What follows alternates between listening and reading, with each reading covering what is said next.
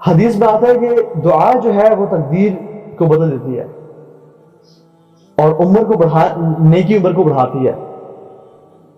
دعا اتنی پاورفل چیز ہے کہ کوئی چیز تقدیر پہ غالب نہیں آتی ایکسیپٹ فار دعا. اور یہ بات جان لیں کہ تقدیر کو اللہ تعالیٰ نے کچھ اسباب سے جوڑا ہے. تقدیر نے کچھ چیزوں کو ایسپیکٹس کو اللہ نے اسباب سے جوڑا ہے. فار ایگزامپل انسان کھانا کھائے گا تو اس کا پیٹ بھرے گا ورنہ نہیں بھرے گا. انسان پودے بیج ڈالے گا تو پودا اگے گا.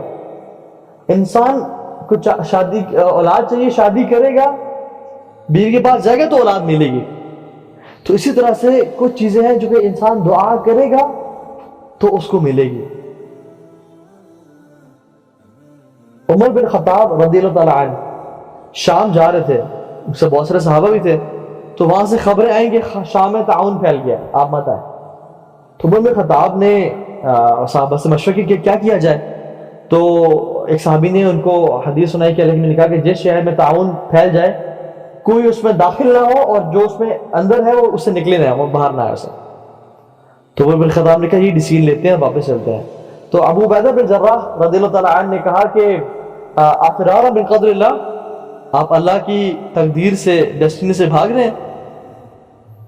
تو عمر بن خطاب نے کیا رپلائی کیا, نفروا من قدر اللہ تعالی الی قدر اللہ تعالی, کہ ہم اللہ کی تقدیر سے بھاگ کے اللہ کی تقدیر کی طرف جا رہے ہیں.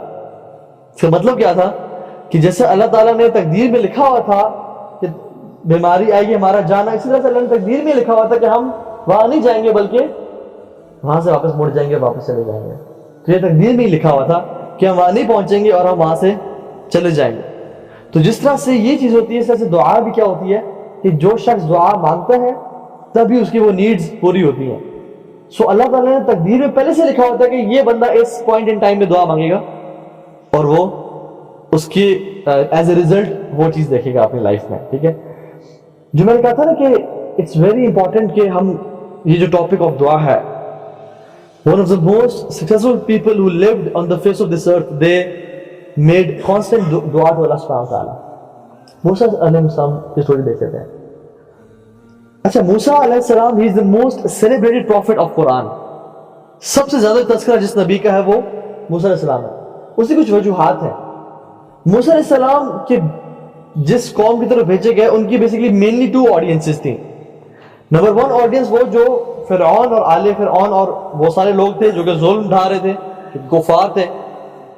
اور دوسری آڈینس وہ کہ جب وہ ہجرت کر کے نکلے فرعون غرق ہو گیا تو وہ لوگ جو کہ اسلام میں آ گئے تھے لیکن ان کے اسلام کچے پکے تھے, کچھ منافقین بھی تھے ان میں اور کچھ لوگ وہ بھی تھے.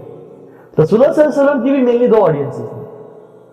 ایک مشرکین مکہ, کفار مکہ, جہاں پہ جو مکہ میں رہتے تھے, جیسے فرعون کی موسیٰ علیہ السلام کی فرعون آڈینس تھی, اور ان کے جو لوگ ان کے لشکر جو کفار تھے اور مشرکین تھے. مشرک سے بڑا کون ہو سکتا ہے فرعون سے, جو کہتا تھا انا ربکم الاعلی, میں سب سے بڑا رب ہوں, میری بات کرو. تو اللہ کے نبی صلی اللہ علیہ وسلم محمد صلی اللہ علیہ وسلم کی بھی آڈینس پرائمریلی پہلی آڈینس مشرکین مکہ تھی جن کو ایڈریس کرنا تھا. اور جب وہ مدینہ آئے اور ہجرت کیا تو ان کی دوسری آڈینس کون تھی, جو کہ ان کے اپنے لوگ تھے جن میں منافقین بھی شامل تھے, جن میں مسلمان بھی تھے, اور جن میں وہ لوگ بھی تھے جن کا ایمان اوپر نیچے ہوتا رہتا تھا. تو that's one of the reasons کہ موسیٰ علیہ السلام کا تذکرہ قرآن میں بہت زیادہ ہے, کیونکہ حالات جو ہے نا وہ آڈینسز ایک طرح کی تھی. موسیٰ علیہ السلام کی آپ کو سٹوری پتہ ہے, ان کو ماں نے ڈال دیا اس میں, اور فرعون کی بیوی نے حضرت آسیہ رضی اللہ تعالی عنہا نے ان کو اٹھا لیا, رحمہ اللہ اٹھا لیا, اور کہا کہ ہم اس کو پالتے ہیں, شاید ہمیں یہ نفع دے یا ہمارے لیے کرے. تو وہ موسیٰ was raised as a royal کڈ.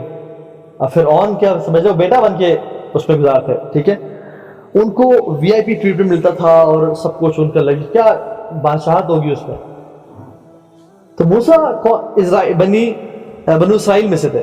ٹھیک ہے, تو وہ اٹھے, ان جو جوان ہوئے تو اللہ تعالیٰ نے ان کو طاقتور قوتور بنایا.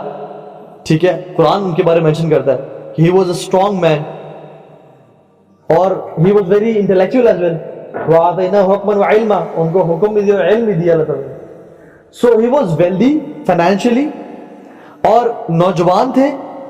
نوجوان کے پاس سے پیسہ آ جائے تو وہ عام طور پہ سینسیبل نہیں رہتے. تو وہ سینسیبل بھی تھے, اور جب قوت بھی آ جائے اور اسٹرانگ بھی ہو جائے انسان اور پھر رائل فیملی کا ہو تو عام طور پہ بگڑ جاتے ہیں, لیکن اللہ تعالیٰ نے ان کو ہدایت پہ رکھا. اب یہ کیا کرتے تھے, ان کا تو چاہتا تھا کہ لوگوں کی جو ظلم ہو رہا ہے ان کو میں ختم کروں, تو یہ ایسے ٹائم پہ نکلتے باہر, کیونکہ رائل فیملی کو کے لیے الاؤڈ نہیں تھا کہ وہ باہر رینڈملی بازار پہ کے لوگوں کی مدد کرے, تو وہ دوپہر کے ٹائم میں نکلی, جس کو وہ لوگ سیسٹا بولتے ہیں یا ہم لوگ عربی میں کیلولا بولتے ہیں. ایسا ٹائم جس میں دھوپ ہوتی ہے اور لوگ اپنے ملازموں سے بھی کام نہیں کرواتے, جس میں everybody use to sleep in their houses, گرمی اور دھوپ کی وجہ سے, اسپیشلی اس ایریا میں مصر میں. تو وہ وہاں پہ وہ اس ٹائم نکلتے تو وہ لوگوں کی ہیلپ کرتے.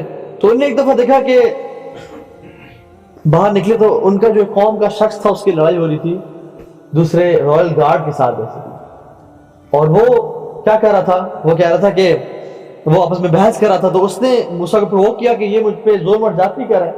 تو موسیٰ علیہ السلام he was a very strong man, انہوں نے اس کو مکہ مارا اور وہ وہی میں مر گیا. اب نو اگر آپ کوئی عام قتل کرے نا, آپ نہ کیجیے گا, میں مثال دے رہا ہوں, ٹھیک ہے, اگر کوئی انسان قتل کرے تو پولیس اس کو پکڑتی ہے, پکڑنے کے پیچھے لگتی ہے. لیکن اگر آپ کو پولیس کا بندہ مار دیں تو پھر they go crazy, they will definitely find you. تو سمجھ لیں رائل گارڈ کو مار دیا مطلب پولیس کا ان کا اپنا بندہ مار دیا. اب پورے شہر میں جو ہے نا طوفان مچ گیا کہ موسیٰ کو ڈھونڈو, ہر بندہ ڈھونڈ رہا ہے موسیٰ کو. تو موسیٰ السلام نے کیا کیا کہ نکل گئے, and going into صحرا having nothing is death itself, کہ نہ پانی ہے, نہ ڈائریکشن ہے, نہ شیلٹر ہے, نہ کچھ ہے, اور صحرا میں نکل گئے جہاں پہ کچھ نہیں پتا. اور صحرا میں کیا ہوتا ہے, انسان گول گول چکر مار رہا ہوتا ہے. تو موسیٰ علیہ السلام نے اللہ تعالیٰ سے دعا کی کہ مجھے سیدھا راستہ دکھائیں. تو اللہ تعالیٰ نے ان کو ایک آٹومیٹک جی پی ایس سمجھنے دے دیا کہ جو بالکل اسٹریٹ مدین کی طرف وہ گئے اور وہ گول گول نہیں گھومتے. کیا ہوا, long he was tired, it was a tireless journey, اور آئے اور سائے کے نیچے بیٹھے. اب دیکھا کہ لوگ وہاں پہ پانی پلا رہے ہیں اپنے اینیملز کو ویل کا. تو دو خواتین پیچھے کھڑی ہیں اور ان کے اینیملز تو چاہ رہے ہیں کہ پانی اور کنویں کے پاس جائیں, لیکن ان کو کھینچ نہیں ہے کیونکہ وہاں پہ جو لوگ ہیں وہ ان کو جگہ نہیں دے رہے تھے, اور وہ لوگ کچھ اچھے مناسب بھی نہیں تھے. they were a type of people جو کہ بدتمیز لوگ تھے, جو کہ عورتوں کو جگہ نہیں دیتے. قرآن کی لینگویج سے سمجھ آتا ہی ہے, ٹھیک ہے. they were perverts maybe, جو کہ عورتوں کو نہ اسپیس دے رہے تھے, and they would maybe shout on them, اور یا ان کی آواز میں کسنا ہوا. موسیٰ صاحب نے کہا کہ تمہیں کیا مسئلہ, آپ کیوں کھڑے ہیں یہاں پہ. ایسا موسیٰ صاحب کی ہمیشہ نیچر یاد رہے, وہ کبھی بھی نا قرآن بھی دیکھ لیں اور حضرت زکریا والا معاملہ بھی دیکھ لیں, وہ کبھی بھی کوئی غلط چیز کو برداشت نہیں کر سکتے تھے. ان کی یہ نیچر میں تھا کہ وہ جب بھی کوئی غلط دیکھتے فوراً اس کو روکنے کی کوشش کرتا ہے, ٹھیک ہے. تو گئے ان کے پاس, انہوں نے کہا آپ کیوں نہیں کھڑی ہوئی کیوں ایسے سے. تو انہوں نے کہا ہمارا والد جو ہے نا وہ بزرگ ہے, تو ہم یہاں جا نہیں سکتے کیونکہ وہ وہاں پہ مرد ہیں. تو انہوں نے کہا مجھے دیں اپنے جانور لیے, ان کو مردوں کو جو ہے نا وہ پیچھے دائیں بائیں کیا, پانی پلایا اور واپس آ گئے اور ان کو جانور دے دیے. نہ کسی پیسے کا سوال کیا, نہ کسی تھینکس کا سوال کیا. اور he was already exhausted, کہ وہ اتنا لمبا سفر کر کے آ رہے ہیں, no water, nothing, لیکن still he stood up to help those women and then آ کے لیٹ گئے.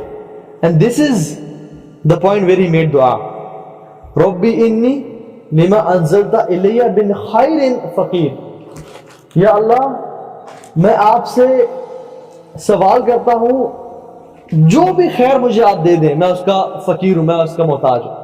اور فقر عربی میں بولتے ہیں, فقر مینس کہ اس چیز کو بولتے ہیں جو چیز کمر توڑ دے انسان کی, ٹھیک ہے. فقر لٹرلی مینس کہ ٹو بریک ونز بیک, اور فقیر اس لیے بولتے ہیں کیونکہ اس کی بوجھ اور برڈنس کی وجہ سے, رسپانسبلٹی کی وجہ سے اس کی کمر ٹوٹ چکی ہوتی ہے.